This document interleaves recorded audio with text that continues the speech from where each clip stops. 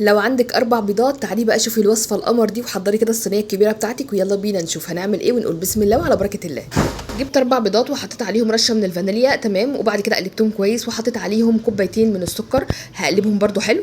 لو عايزين تضربوهم في الخلاط اضربوهم في الخلاط هتبقى حلوه برده. جبت نص كوبايه من الزبده وعليها نص كوبايه من الزيت، يعني المجموع كله كوبايه بحالها، تمام.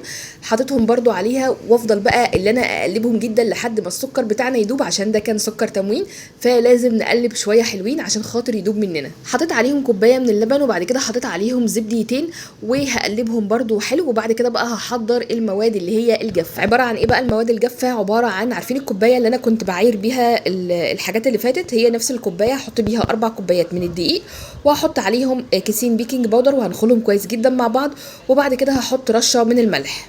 بعد كده هجيب المواد السايله على المواد الجافه وهلخبطهم على بعض. والخطوه دي بقى مهمه، اللي انا هفضل اخلطهم في نفس الاتجاه، مش هغير الاتجاه بتاع ايدي، تمام. هنا حسيت انها احتاجت لبن شويه، اخدت كمان نص كوبايه من اللبن، يعني كده كله على بعضه كوبايه ونص لبن. الخطوه دي حلوه قوي برده وسهله قوي، بتخلي الكيكه ما تلزقش خالص. ان انا بجيب الصينيه بحط فيها زيت وبحط فيها دقيق، بعملهم كده زي العجينه وبدهن بيهم الصينيه حلو. الطريقه دي لو عملتيها في الصينيه عمر ما الصينيه لا هتلزق الكيكه، ولا عمر ان شاء الله ما هتتحرق منك الكيكه ولا اي حاجه خالص. جربيها هتعجبك قوي. بعد كده احنا بنحب الكيك نصين، حطيت نص الكيكه والنص التاني حطيت عليه كاكاو، تمام كده. عايزين كاكاو خام كاكاو مسكر براحتكم خالص. طبعا مع الكاكاو بتجمد شويه، فبنحط لها شويه من اللبن لحد برده ما يوصل القوام بتاعها لقوام الكيكه العادي بتاعنا.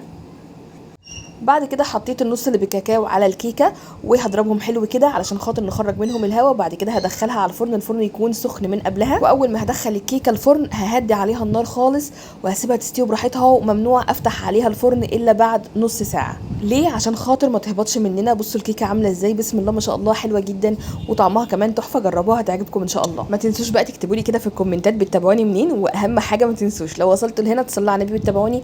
انا ساره جمال من بورسعيد. باي باي حلوين. بابا حوي بابا حوي تسلايك.